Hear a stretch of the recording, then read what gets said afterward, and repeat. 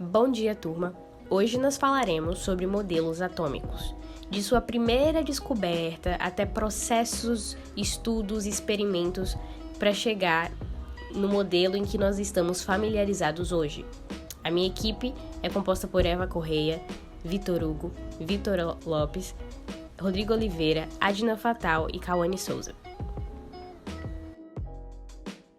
Modelo atômico de Leucipo e Demócrito. Para entender o modelo, vamos analisar o significado da palavra átomo, que foi escolhida justamente pelos filósofos gregos e permanece sendo utilizada até hoje. Átomo significa algo que não pode ser dividido e era justamente nisso que consistia o modelo atômico de Leucipo e Demócrito.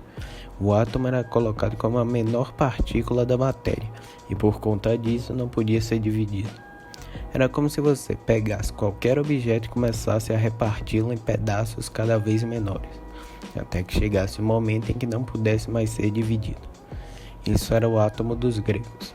De acordo com os filósofos, os átomos eram as partículas elementares de qualquer matéria, mas que poderiam ter formatos e tamanhos diferentes, explicando a imensa diversidade de substâncias existentes. Toda essa teoria já está ultrapassada, mas foi de fundamental importância para os modelos que viriam a ser criados futuramente. Bom, hoje eu vou falar sobre um pouco o modelo atômico de Dalton, de 1808. John Dalton, químico de formação, nasceu no condado de Cumbria, Inglaterra, em 1766 e faleceu na cidade de Manchester, em 1844.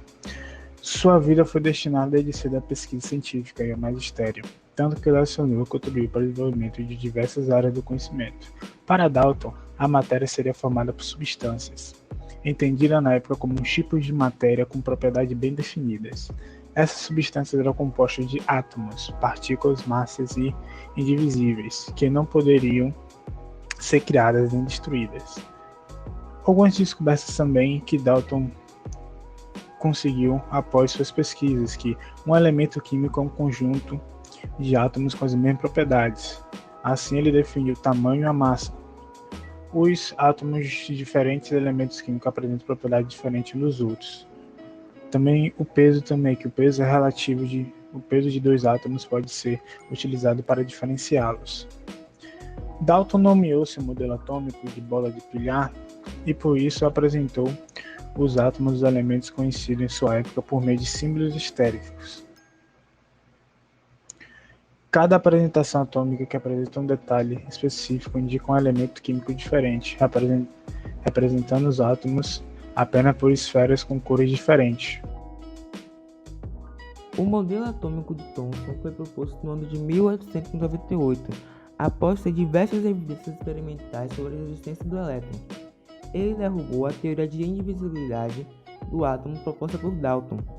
Thomson, a partir do seu modelo, confirmou e provou a existência de elétrons no átomo, ou seja, o átomo possuía partículas subatômicas.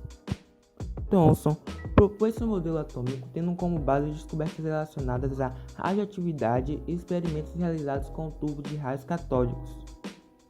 Quando um gás rarefeito em baixa pressão é submetido a uma alta tensão elétrica, produz um feixe de luz que parte do polo negativo em direção ao polo positivo. Com esse experimento, Thomson chegou à conclusão de que, quando os átomos do material gasoso no interior do tubo eram submetidos a uma alta tensão, seus elétrons eram arrancados e direcionados até a placa positiva. Com os experimentos realizados com o tubo de raios catódicos, Thomson propôs sua interpretação como seria o átomo e sua constituição. Até o ano de 1911, o modelo atômico aceito era o de Thomson, que dizia que o átomo seria uma esfera positiva, não maciça, incrustada de elétrons e com carga elétrica total nula.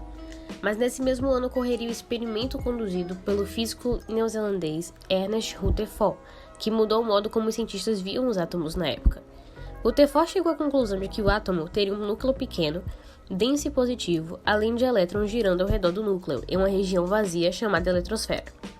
O modelo dele foi chamado de modelo planetário, ou modelo do sistema solar, pois sua estrutura de um núcleo no centro e elementos ao redor se assemelha ao sistema solar, com órbitas estacionárias, circulares e bem definidas. Importante destacar que sua descoberta não inclui os nêutrons, eles foram estudados somente alguns anos mais tarde. Uma amostra do elemento radioativo polônio dentro de um bloco de chumbo fazia parte do experimento. A radiação alfa que saía do polônio passava por um pequeno orifício do bloco de chumbo e ia em direção à finíssima lâmina de ouro. Atrás dessa lâmina de ouro havia um antiparo fluorescente, pois foi recoberto de sulfeto de zinco, que mostraria uma luminosidade onde as partículas alfa incidissem. O resultado observado foi: a maioria das partículas continuou sua trajetória atravessando a lâmina de ouro. Poucas partículas atravessaram a lâmina e desviaram de sua trajetória. Poucas partículas foram refletidas, não atravessando a lâmina. O fato de a grande maioria das partículas alfa atravessar a lâmina de ouro indica que a maior parte do átomo trata-se, na verdade, de espaços vazios.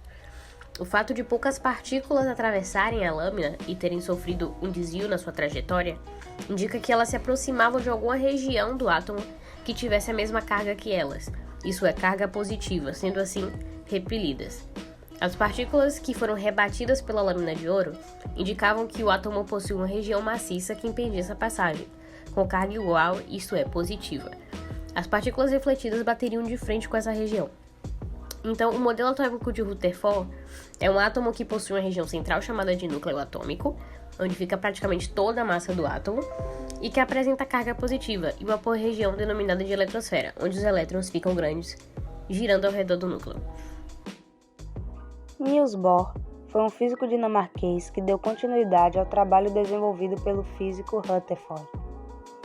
O modelo atômico de Bohr apresenta o aspecto de órbitas onde existem elétrons e no seu centro um pequeno núcleo.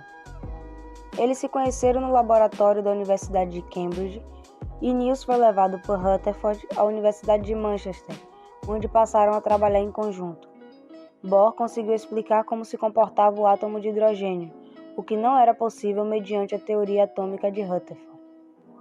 Se o modelo atômico deste último estivesse correto, ao serem acelerados, os elétrons emitiriam ondas eletromagnéticas. Na sequência, essas partículas perderiam energia e, consequentemente, colidiriam com o núcleo atômico. E o que acontece na verdade é que o elétron emite energia. Quanto maior a sua energia, mais afastado ele fica do núcleo do átomo.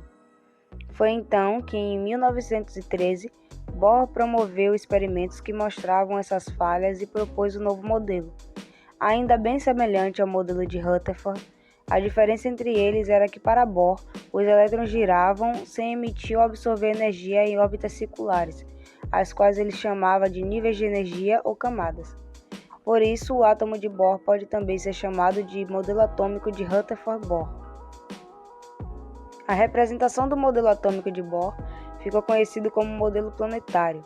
Segundo ele, os elétrons movimentam-se nas camadas ao redor do núcleo, assim como os planetas movem-se ao redor do Sol. As camadas ao redor do núcleo apresentam valores de energia específicos. Para ir para um nível mais extremo, o elétron deve absorver energia. Ao retornar a uma camada mais próxima do núcleo, o elétron libera energia. E entre seus principais postulados temos o seguinte, abre aspas, os elétrons movem-se em órbitas circulares, e cada órbita apresenta uma energia bem definida e constante para cada elétron de um átomo, fecha aspas. Essas camadas eletrônicas ou níveis de energia passaram a ser chamadas pelas letras K, L, M, N, O, P e Q, sendo K a camada mais próxima ao núcleo e Q a mais distante. Embora tenha aperfeiçoado o modelo atômico de Rutherford, o modelo de Bohr ainda não é perfeito, uma vez que continuam havendo lacunas por explicar. Por exemplo, não se pode afirmar que os elétrons realizam uma trajetória ao redor do núcleo em posições fixas, como os planetas ao redor do Sol. O modelo atômico mais aceito no meio científico é o modelo de nuvem eletrônica. Montado em 1927, é uma reunião de teorias e postulados que tem como base a dualidade na matéria de Broglie, o princípio da incerteza de Heisenberg e o modelo orbital de Schrödinger. A dualidade na matéria de Broglie. No postulado de de Broglie, ele assimila o comportamento da luz com as das partículas e diz que, como a luz, a partícula também apresenta as características de ondas. Abre aspas, a todo elétron em movimento está associada uma onda característica. Segundo de Broglie, o movimento de um elétron se apresenta associado a um dado comprimento de onda. Para isso, ele junta a equação de Einstein com a equação de Planck. Ao final, o comprimento da onda será igual à constante de Planck dividido pela massa vezes a velocidade da onda. O produto da massa e velocidade da onda, chamada de momento, é uma propriedade de partícula, e o comprimento da onda é uma propriedade ondulatória. Princípio da incerteza de Heisenberg. Já no princípio da incerteza de Heisenberg, diz que é impossível conhecer com exatidão a posição e o momento simultaneamente de um elétron, sendo o momento um produto da massa vezes a velocidade da partícula, onde quanto mais próximo de um resultado preciso da posição na nuvem eletrônica, mais distante o resultado preciso do momento de um elétron, e vice-versa. Mais próximo de uma solução exata do momento, menor a precisão da posição. O modelo orbital de Schrödinger. O modelo orbital de Schrödinger determinou através de extensas equações as regiões no espaço que apresentam o máximo a possibilidade de se encontrar um elétron, já que pelo princípio da incerteza de Heisenberg não é possível saber simultaneamente a posição e velocidade de um elétron. Logo, esse lugar onde, segundo a probabilidade máxima, o elétron estará, são as nuvens eletrônicas. Schrödinger conciliou os postulados de de Broglie e Heisenberg, formalizando a ideia do elétron ser onda-partícula, e apresentou um modelo orbital para cada subnível de energia, obedecendo à dinâmica dos números quânticos. Como podemos perceber, o modelo atômico que temos atualmente passou por muitos processos de estudo e contribuições de muitos estudiosos, mas com a tecnologia avançando, acredito que surgirão ainda mais modelos para serem estudados e abordados. Espero que tenha ficado claro para a turma. Agradeço pela atenção de todos.